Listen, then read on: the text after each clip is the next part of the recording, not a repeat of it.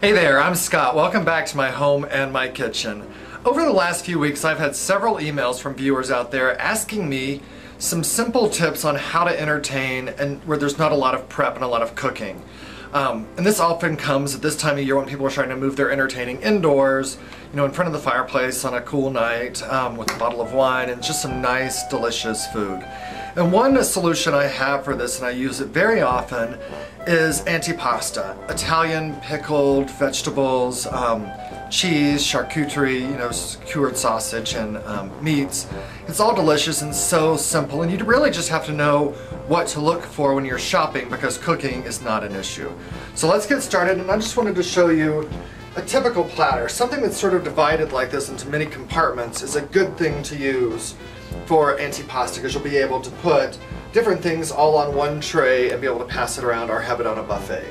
Another thing on buffets is take this idea on a small scale and expand it. We're going to talk about just one or two cheeses in this presentation, but what we do in one compartment could actually end up being an entire platter of cheese. Put that out with some nice bread and crackers. People love it. Maybe some fig preserves. It's all delicious.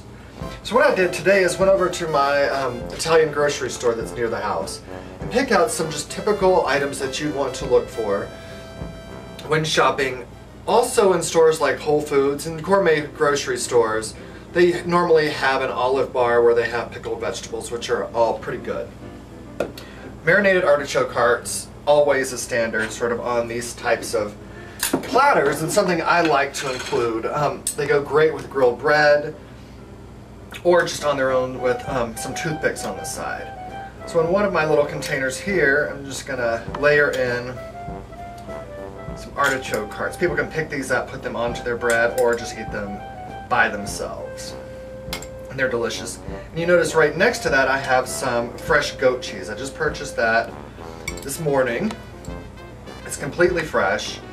And it's going to be delicious with some roasted red bell pepper. You could roast your bell peppers on your own, but there's so many great products out there that why not just make use of them, especially if you're coming home like on a Friday and are expecting friends over. This makes it so easy and so delicious. And roasted red peppers go really great with goat cheese. So I'll serve that with a little spreader. Also some pepperoncini, those are always nice on a platter like this. Sort of a tart pickled pepper. I'm going to get that into one of our little compartments. And what I'm going to serve with this is some grilled bread that I'll show you how I prepare mine here in just a second. And also we'll end up making some sun-dried tomato tapenade. It's a combination of Kalamata olives, sun-dried tomatoes, some garlic, and it just ends up being a really nice spread for some grilled bread. So let's get started on the bread. For the grilled bread, it's so simple. I'm doing this inside on a grill pan. You could definitely do this outside on your outdoor grill. I've just spread a nice layer of olive oil on this, and I'm using some really nice ciabatta bread. This is what I find best for this type of grilled bread. It gives you a really nice piece and it shows off the grill marks really well. So I'm going to line these up.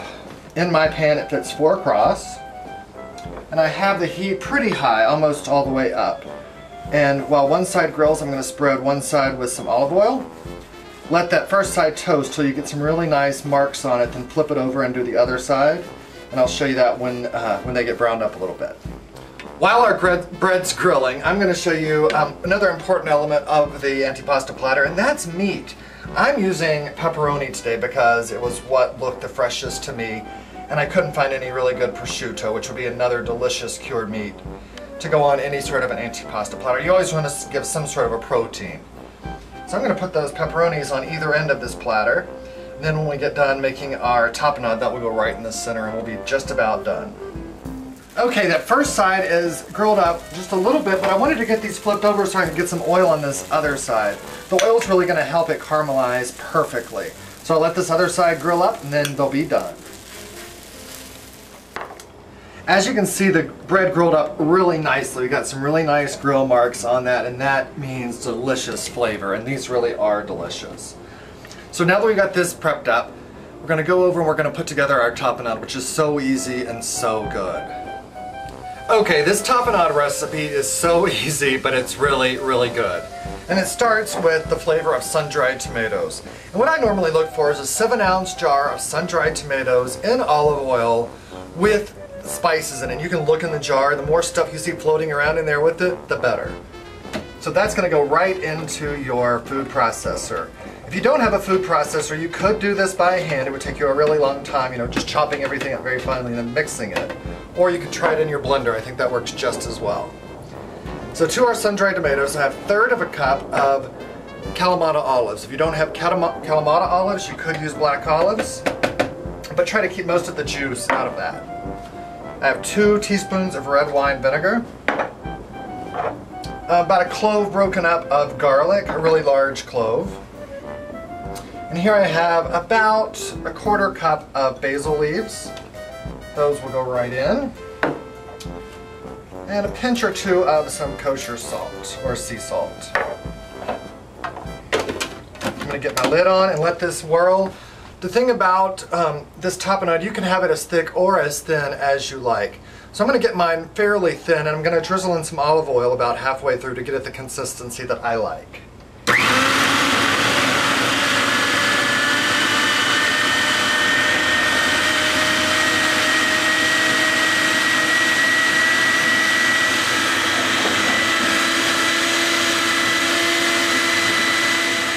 Okay, I got it the perfect consistency. At the very end, what I want to do is take some really nice balsamic vinegar and put about a tablespoon or so, depending on your taste, and you can do this by taste, and just give it a couple of pulses. That is perfect. So this is set and ready to go. I'm going to get that right into my serving dish.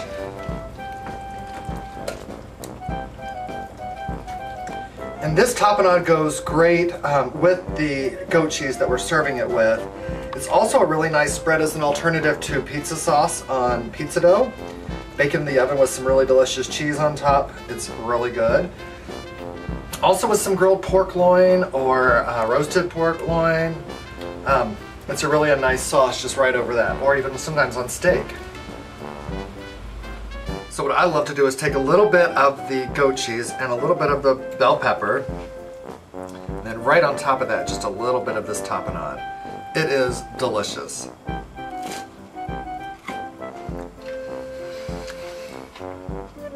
The flavors blend perfectly well. There's sort of a sharpness from the cheese, and a tart richness from the tapenade, and the smoky flavor you get from the roasted red pepper. I really hope you'll try it because it is really good. So as always, thanks so much for watching. And please feel free to email me at scottindenver@msn.com should you want to make a comment on this recipe or ask me to prepare one for you. I'll be happy to. Alright, have a good day. Bye.